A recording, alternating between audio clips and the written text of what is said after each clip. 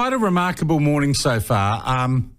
No one was taking talkback calls before 9 o'clock in the morning before the platform started. And what did we have? 6, 7, 8 calls in 10 minutes after the opening stanza of the show, where I discussed, well, I think the quite significant events at Tūranga Waiwai Marae yesterday at the Kara Nihana celebrations, which involved the government or the senior partner of the coalition government taking a new, I think, modified and clearer position on ACT's Treaty Principles Bill. And that was that Tama Pautaka, the Minister of Māori Affairs, said on behalf of the Prime Minister, who confirmed it on social media, that National has moved its position from supporting the ACT's Treaty Principles Bill just to first reading. The position is now that it will not support it after first reading. Shane Jones, the Deputy Leader of the New Zealand First Party, also said on the Marae yesterday that that was New Zealand First position. And unfortunately, his leader, Winston Peters, had to leave the event because of another commitment before he could speak. And now, I know Mr. Peters, who joins us now by video link, that we're going to talk to you about the TAB.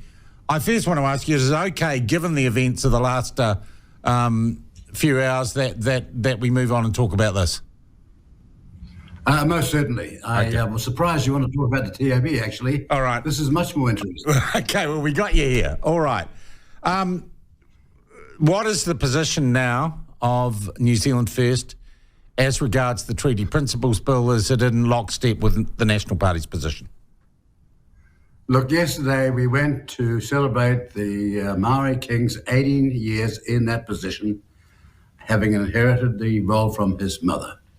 Now, what was astonishing yesterday was all the posturing and posing and bull dust, frankly. And I've been there for almost 50 years on these events, and I couldn't believe what I was watching, so to speak, because in the coalition agreement, it's clear as daylight.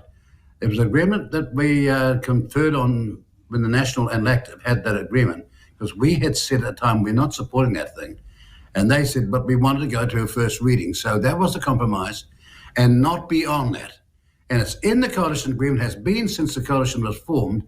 And here you got people yesterday like Tuku Morgan jumping up and down and bull dusting their audience. Is absolute nonsense, because it's all in the coalition agreement. And as Shane Jones subtly said, why don't you read this New Testament called the coalition agreement? It's all there. Stop posing. All right. But the fact may be, Mr. Peters. Yeah, okay. You want to know why? Why? Well, you know why? Because there are no principles in the Treaty of Waitangi. People like Pumari, Buck, these famous people who have been around a long time, Ngata, who got a law degree in 2 years, and before him, the famous Deputy Prime Minister and Acting Prime Minister Carroll, well over a century ago, far closer to the event. None of them said there were principles in the Treaty of Waitangi, this 3-clause document. And in the land case of 1987, go back and look at it. You got these 5 judges wrestling over it. None of them could agree either. So let's stop having this academic bull dust and get back to telling New Zealanders what the truth of the matter is. And that's New Zealand's first position. We made it very clear to Mr. Seymour. Mr. Seymour, we cannot support your bill because you're going down a pathway that is fictional. There are no principles of the Treaty of Waitangi. It's a 3-clause document between two peoples. I think, well, okay. Could I proffer another interpretation that I think resonates with many who listen to the platform, and maybe many New Zealanders? If there are no principles to the Treaty of Waitangi, how can we have courts and official organisations, statutory organisations like the Waitangi Tribunal, spending our money to tell us that certain things that governments do are in breach of the principles of the Treaty of Waitangi? Don't we need a law that says there are no principles to the Treaty of Waitangi? Well, hang on. I go back to 1987 when the court made that decision that alluded to it's something like a partnership. And one person in New Zealand politics at the moment, no lawyer, but no judge, but one New Zealand person in New Zealand politics, namely yours truly, said, excuse me, how can, if this is the truth, if no one in the British Empire or in the UK was in partnership with Queen Victoria on the 5th of February 1840, how could the Maori be on the 7th, 2 days later? So, Mr. Peters, given that, why can we not have legislation that makes the absence of treaty principles clear? Because you will have seen, and you know, you often rail against it, principles, these ethereal, non-existent principles, are being used to spend government money, drive government policy, and some would say discriminate on the grounds of race in New Zealand. So why can't we make it clear there are no principles? Because these people have been doing it for years in academia, in the sociology department at universities. They've been preaching this absolute nonsense unchallenged, and with accepting of very few politicians. And before the 2023 election, the only one politician ever challenged any of these things was a party called New Zealand First. Yes, but you're not challenging it now, Mr. Peters. You're saying let's just not deal with it. No, but here's my point. We're making it very clear. And we're saying you're not going to go on having these references to the principles of the Treaty of Waitangi in legislation. That's in our coalition agreement.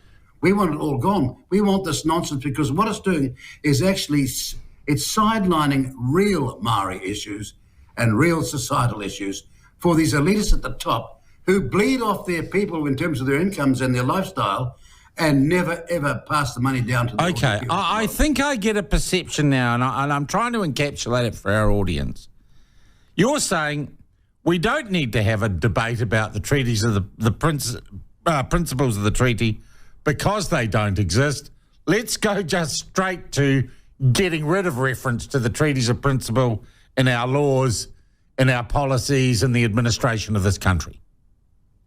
Precisely. Look, I've been to universities and challenged Maori academics. I've said to them, come on, you get up and tell me what the principles are. And you can't, can you? You've got hospitals interpreting the principles. You've got all sorts of institutions, government departments interpreting the principles. They're all different.